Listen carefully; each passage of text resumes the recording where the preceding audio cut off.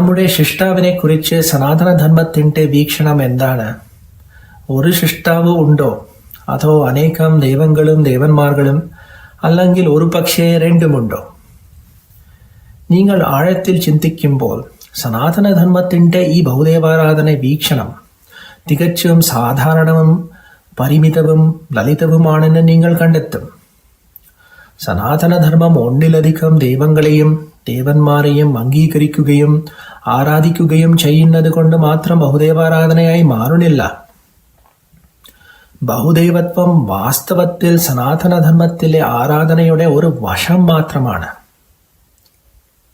ലൗകിക ആഗ്രഹങ്ങൾ സാക്ഷാത്കരിക്കാനും ആത്യന്തികമായി സനാതനധർമ്മത്തിലെ ആത്യന്തിക ലക്ഷ്യത്തിലെത്താനുമുള്ള സഹജവും സഹായകവുമായ മാർഗം മാത്രമാണ്.